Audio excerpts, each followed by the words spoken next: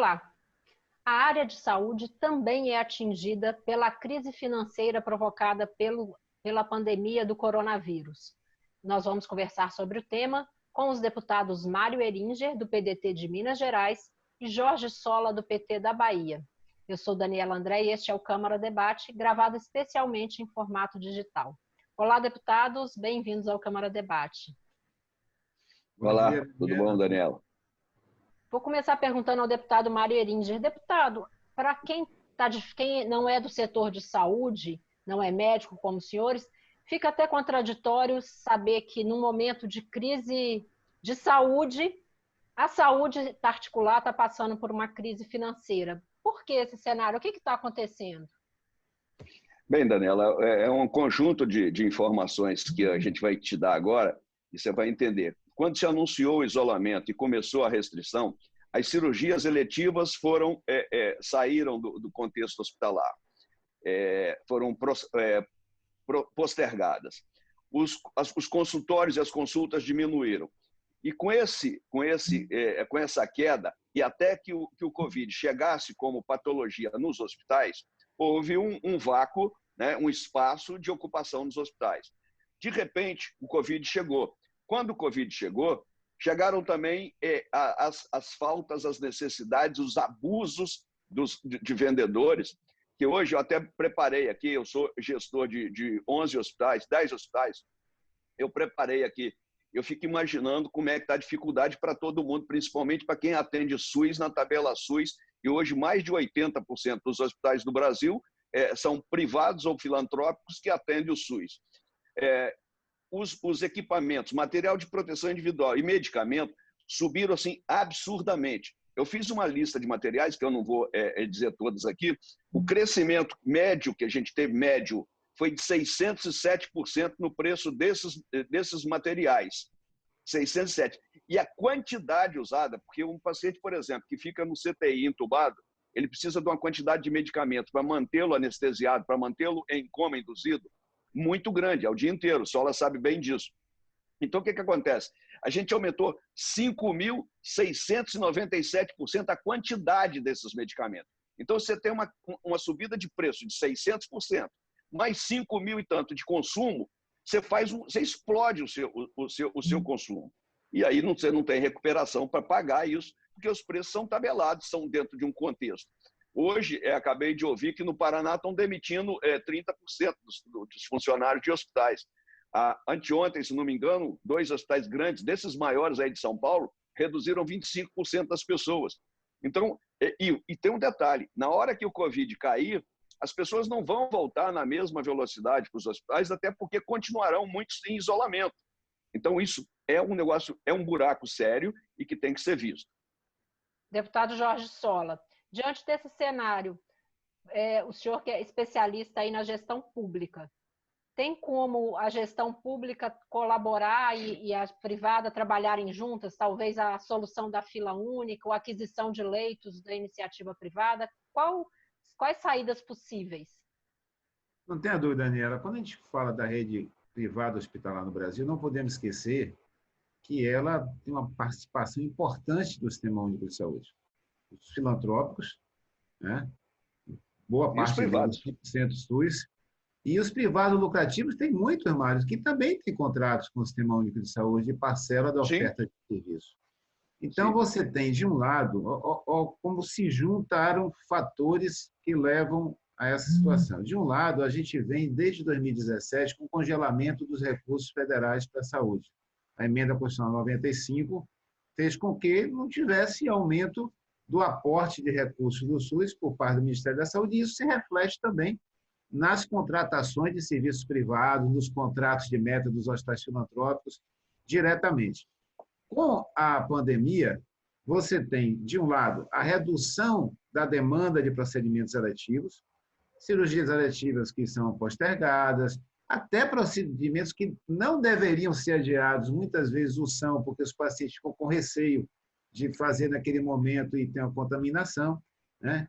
E, do outro lado, você tem um aumento gigantesco dos preços de EPIs, equipamentos, procedimentos mão de obra, recursos humanos aumenta também, porque você perde medicamentos, tudo. O custo foi lá para cima, a receita reduz em função da redução da demanda eletiva, e nós não temos, infelizmente, recursos públicos e falta liderança no Ministério da Saúde para, nesse momento, fazer a conversão necessária. Nós temos cidades, não são todas, mas nós temos cidades, capitais importantes, que já deveria ter sido feita uma parceria mais ampla com o setor privado para utilizar essa capacidade instalada numa pandemia, num momento como esse, né? Esses últimos 2 dias, Mário, eu tenho conversado com vários colegas de hospitais que não estão na linha de frente do atendimento Covid, hospitais privados, públicos, filantrópicos, e a gente observa o quanto a pandemia ela termina penetrando em toda a rede de saúde. O Hospital Aristide Maltês, você conhece, é o maior hospital que faz mais cirurgia oncológica no Brasil. Ele está lá já com 50 profissionais contaminados afastados, vários pacientes, e precisando montar uma enfermaria Covid, não é para receber pacientes externos contaminados, é para os pacientes oncológicos que apresentaram contaminação. O Hospital Universitário Edgar Santos da UFBA, da mesma forma. Então, nós precisamos, nesse momento, somar cada vez mais, aprofundar, eu diria, os vasos comunicantes entre a iniciativa pública e privada, o SUS, o setor público e privado, para, digamos assim, remontar mesmo o desenho da oferta de serviço de saúde no nosso país. Agora, deputado Mário Heringer, essa sinergia positiva, os 2 deputados concordam. Agora, a questão dos valores. Muitos hospitais particulares têm um gasto maior do que é pago pela tabela do SUS. É possível se estabelecer uma nova tabela do SUS ou tem que haver um acordo pontual para essa situação que nós estamos passando? Qual é o caminho, na sua opinião? Ô, Daniela, eu também concordo com o Sola que nada será como antes amanhã. A gente vai ter que rever muitos procedimentos, essas relações públicas e privadas terão que modificar, não sei de que maneira, mas a gente tem que estudar uma solução. Mas, nesse momento, fica muito claro que as pessoas continuam cometendo os seus ilícitos, fazendo uma corrupção forte em cima desse momento. Estão construindo um monte de tenda e circos pelo Brasil que não tem nenhuma capacidade de atendimento e de dar uma dignidade para esse atendimento. Hoje, e aí ficou claro um escândalo no Rio de Janeiro, né, onde o serviço contratado não se fez, subsecretário foi preso, tem uma confusão toda. E eu tive a oportunidade de ver a tabela que foi contratada de serviços hospitalares nessas 7 hospitais de campanha daqui do Rio. Eu estou dizendo daqui do Rio porque eu estou no Rio nesse momento, e é um absurdo, porque o que eles estimaram e contrataram o serviço é 4 vezes maior o preço que se pagasse num hospital particular que a gente trabalha. 4 vezes maior. É um negócio assim assustador. E aí, na hora que vai contratar o serviço privado, fica ameaçando com intervenção e não faz. Por quê? Porque ali não vai ter retorno. Então, tem um recurso, nesse momento emergencial, sim. Só que esses recursos estão sendo malversados. Isso é um absurdo. Mas, nesse momento, eu acho que tem uma disponibilidade, sim. Na hora que o Covid, que ele está caindo já na rede privada, na hora que o Covid cai na rede privada, vai ter espaço para negociar e colocar o público, sim, porque imediatamente não voltarão todas as cirurgias e não nos interessa. Nós precisamos de deixar essa curva achatada e tratar esses pacientes para que a gente rapidamente fique livre disso. Então, haverá espaço, sim. O que precisa ser feito é transparência nessas relações, é evitar que essas coisas... Porque o governo editou uma medida provisória que ela é boa e é perigosa. A medida provisória 961, se não me engano, ela dá direito aos gestores de não precisar de fazer a licitação, usar o regime diferenciado de contratação e até pagar adiantado. Esse é outro detalhe, porque ninguém confia nos governos e nos estados para receber depois, porque a história mostra que contrata serviço e não se paga. Então, essa é uma história que essa relação com o serviço privado vai ser sempre preocupante. Se essa medida provisória, que não dá direito de você fazer desonestidade, for cumprida, ela pode facilitar as relações comerciais dentro desse processo. Eu tenho hospitais que eu faço a gestão. Eu estaria disposto a fazer por um preço até bem menor do que eu faço hoje, desde que a gente tivesse garantia de recebimento, desde que as pessoas entendessem que isso é um momento que a gente tem que vencer. E claro que, naturalmente, se o sistema mudar todo, e eu sou a favor, porque eu estou pensando aqui, eu já tenho dificuldades, o Sírio, o Einstein tem dificuldades, os hospitais do Paraná têm dificuldades. Eu fico imaginando o hospital Padre Júlio Maria, lá em Maiumirim, que é um hospital filantrópico e que recebe muito mal por isso. Eles não estão conseguindo comprar insumos, não conseguem encontrar medicamentos para fazer a sedação do doente, porque os preços ficaram exorbitantes. Tem medicamento que saiu de R$2 uma ampola para R$30 uma ampola de medicamento. E você tem que usar 10, 20 ampolas num doente por dia. É difícil então, conciliar. O negócio assim, Vamos muito. ver o deputado Jorge Sola, deputado Maria Eringer. Deputado Jorge Sola, os senhores apontam aí claramente um problema de gestão. Onde é que tem que começar a mudar essa questão de gestão? Olha, eu acho que nós temos que tomar algumas medidas emergenciais e outras estruturais que precisamos começar a pensar, né? Como eu falei no final do primeiro bloco, nós temos que reconstruir, a partir da pandemia, a oferta Sim. de saúde no nosso país, especialmente na área hospitalar. Não será a mesma forma que hoje a gente está acostumado a lidar. Tem algumas medidas emergenciais, quero até aproveitar e pedir seu apoio, Mário, você como parte da nossa representação na mesa da Câmara. Tem um projeto nosso, o PL 1176, que tem 5 semanas, que está na mesa da Câmara com o presidente Rodrigo Maia, com assinatura de líderes correspondendo, no requerimento de urgência, ele já tem assinatura de líderes correspondendo a 375 deputados dos 513, que é para isentar de impostos todos os EPIs nesse período de enfrentamento da pandemia. E eu gosto de lembrar, o preço da máscara está caro, não é só para atender o paciente COVID, está para cirurgia letiva, está para cuidar de um paciente oncológico na quimioterapia, é para tudo. Então, nós não podemos continuar 30% do preço final, Mário, eu fiz um levantamento recente, 30% do preço final está na carga de impostos. Então, isso nós precisamos tirar da gaveta, botar para votar com urgência. Nós temos votado alguns projetos importantes, mas eu queria pedir seu apoio para dar prioridade a esse projeto, porque ele vai reduzir em 30% o custo no que diz respeito a EPIs e equipamentos na área de terapia intensiva, né? Por outro lado, nós precisamos aumentar os repasses financeiros públicos para estados e municípios, associado ao enfrentamento nesse momento da pandemia, mas também permitindo que amplie a contratação de serviços, não só ampliar a capacidade pública, mas também aumentar a contratação de serviços. E nós temos que lançar mão dessa parceria. Eu fui gestor público nas 3 esferas de governo, fui secretário municipal de saúde, secretário no Ministério da Saúde, na SAIS, e secretário de Estado. Sempre trabalhamos na perspectiva de parcerias positivas com o setor privado. Não adianta, eu sou daqueles que discordam, não adianta o setor privado dizer que o gestor público é corrupto e o gestor público dizer que o setor privado está fraudando a cobrança, não leva a lugar nenhum. Nós temos que construir relações mais transparentes, com valores que permitam a oferta dos serviços pela iniciativa privada e que permitam a gente ampliar o orçamento público para permitir que sejam incorporados e sejam estabelecidos. Eu montei, como secretário de Estado, eu montei a primeira parceria pública e privada no Brasil, que é o Hospital do Subúrbio de Salvador.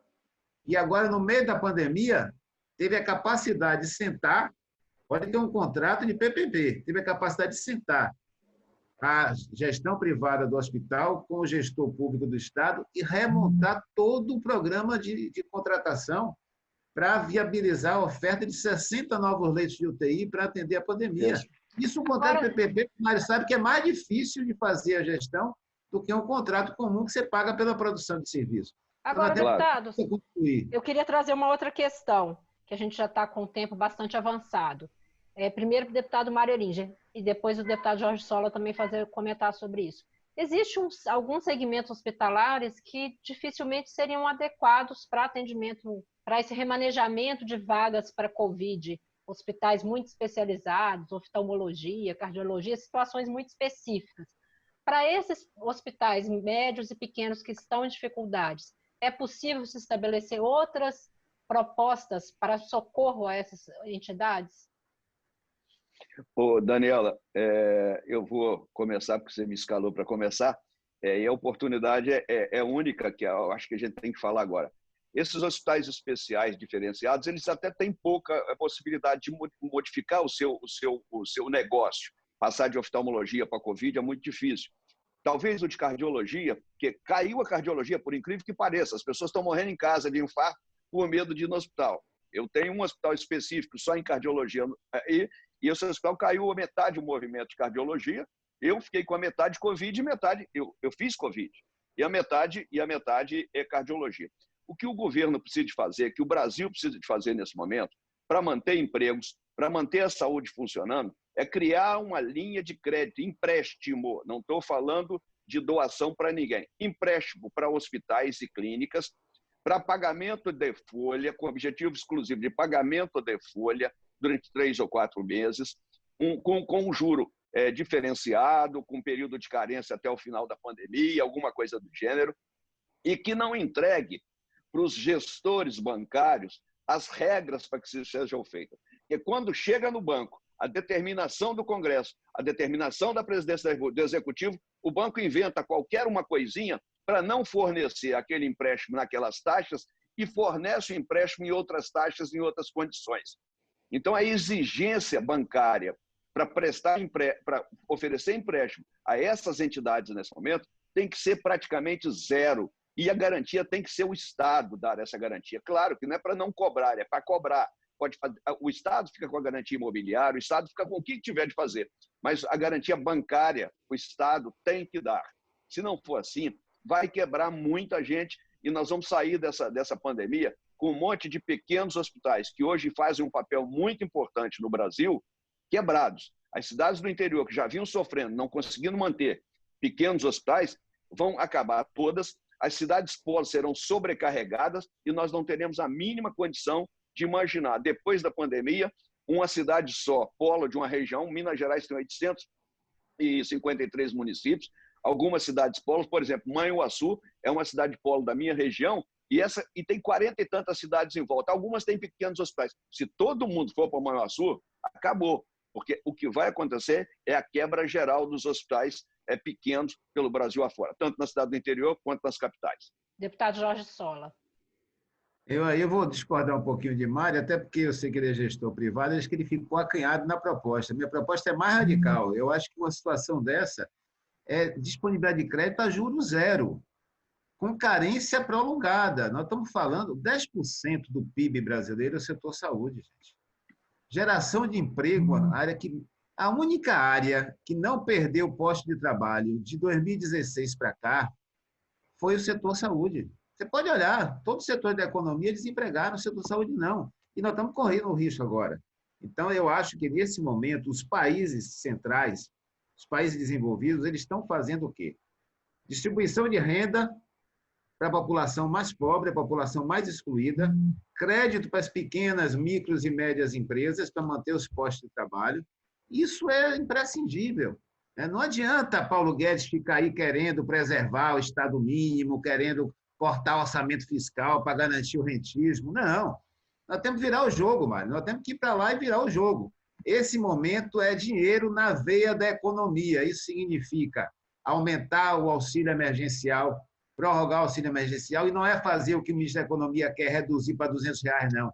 É aumentar o auxílio emergencial por vários meses, enquanto for necessário, discutir a questão da renda mínima de cidadania. Vamos ter que trabalhar essa necessidade. Os países mais desenvolvidos já estão fazendo esse debate e precisamos ter crédito.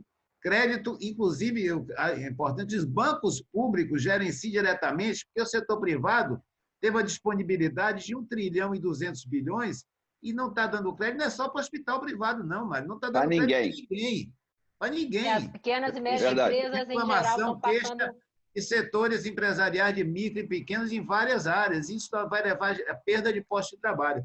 Portanto, eu acho que nós temos que ir para cima nas próximas semanas para viabilizar a ampliação do auxílio emergencial, a sua prorrogação e crédito real, sem juros, e com grande carência para preservar os postos de trabalho do setor saúde. Deputados, a gente isso está aí. realmente no imperativo do tempo, então eu vou pedir que os senhores façam suas considerações finais e pedindo que os senhores coloquem um outro ator aí nessa conta, as operadoras de planos de saúde. Deputado Mário Eringer, 30 segundos para suas considerações finais. Rapidamente, quero dar os parabéns a todos os profissionais de saúde que estão na frente de batalha, sofrendo, adoecendo e falecendo e defendendo o Brasil. Isso aí eu não posso abrir mão e perder a oportunidade de parabenizá-los e agradecê-los pelo trabalho. O Brasil é uma contradição geral. Ontem eu estava assistindo televisão e no noticiário estava mostrando essa dificuldade que esses bancos não estão fornecendo esses recursos, estão fazendo toda a dificuldade, e no intervalo da propaganda era uma propaganda de um banco falando assim, fique firme. Então, quer dizer, um negócio que me deixa com náuseas assistir um negócio desse. O intervalo me trazia isso. Então, eu acho particularmente que nós temos sim, Sola, de partir para cima desse negócio, fazer isso acontecer, porque não tem outro jeito.